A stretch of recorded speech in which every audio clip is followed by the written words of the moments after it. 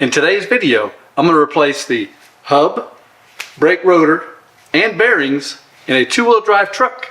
What kind of truck, you ask? A 1998 Ford Explorer. An easy way to jack the front of these trucks up is to use the jack point on the lower A-arms. It's always a good idea to set the parking brake and chalk the rear wheels. Place a jack stand under the frame, and you're good to go.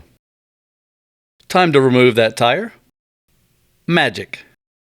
Now you're going to want to remove your brake caliper and your brake caliper anchor bracket all as an assembly. Now you have two bolts that you can see really well. That's for the caliper. You don't want to remove those, but there'll be two bolts that's a little bit harder to see that hold the anchor bracket on, so you can take the caliper and anchor bracket off altogether. Now you may need to get a flashlight and a mirror so that you can see the bolts. And there's the top bolt. Keep looking and fishing around, you'll find it. Now you do not want to have to bleed the brake system, so do not disconnect the brake line. But you also don't want the caliper and anchor bracket hanging by the brake line. So get a bungee cord, some type of rope, or some way to hang the brake caliper from when you remove the bolts. Remove the two 15mm mount bolts.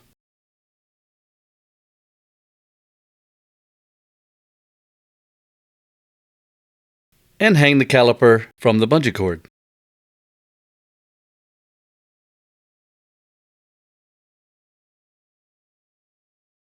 Remove the dust cap with a screwdriver, flat tip of course.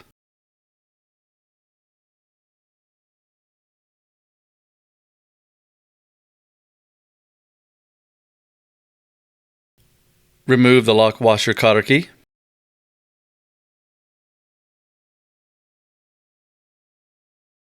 Remove the lock washer and loosen the spindle nut with an 1 1/16 socket. Now remove the spindle nut and the washer that goes against the outer bearing.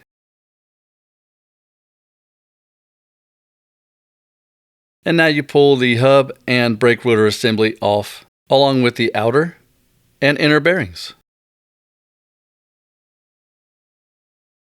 And this is a great time to clean off the spindle and inspect. Now before we replace the bearings, we want to pack them with grease. I always like to use what the manufacturer recommends. For this vehicle, Ford calls for this specific type of grease, printed right on the back, so that's what we'll use.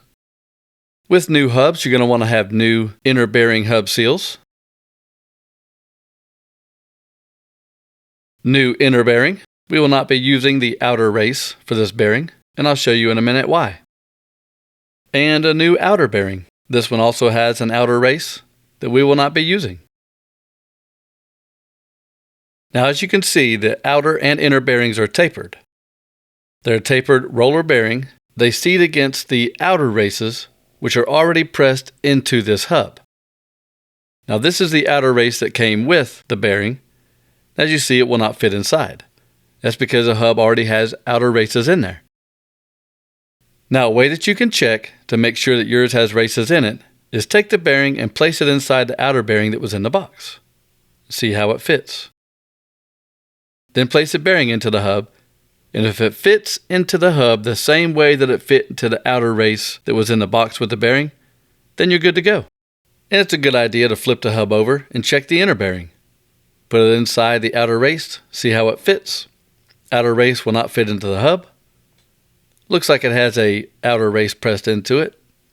Place the bearing into the hub. Roll it around, make sure it rolls good. Good to go.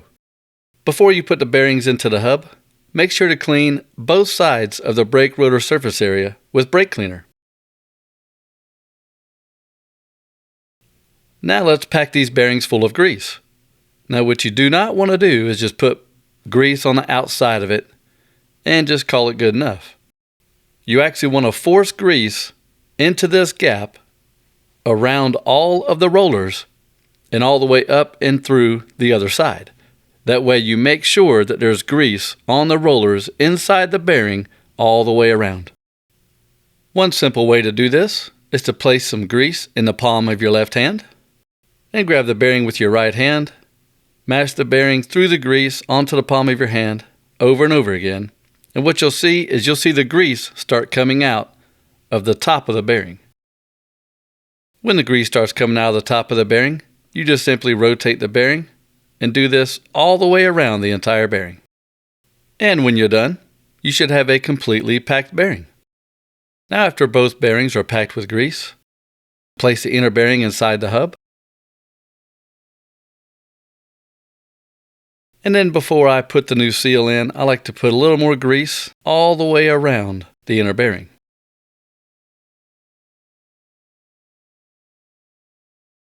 Use a mallet to hammer in the new seal. And again, I like to add a little more grease along the edges of the seal. Now with your inner seal and inner bearing installed into the new hub, place them onto the spindle. Now grab your outer bearing, taper it in, place it onto the spindle, and if you would like, you could add a little grease on the outer part of the outer bearing.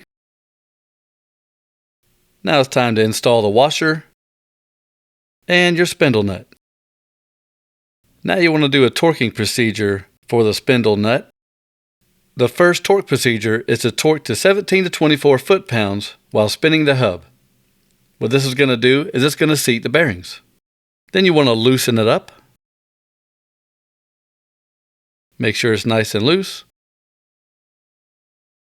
And the final torque is 17 inch-pounds while spinning the hub. This is to take out all the axial movement of the bearings, but putting very little tension onto the bearings. One final check, pull out and push in on the hub back and forth, make sure there's no axial movement. Spin the hub back and forth and make sure it moves freely with no noises. A little more grease to the outside of the bearing. Reinstall the lock washer and a brand new cotter key.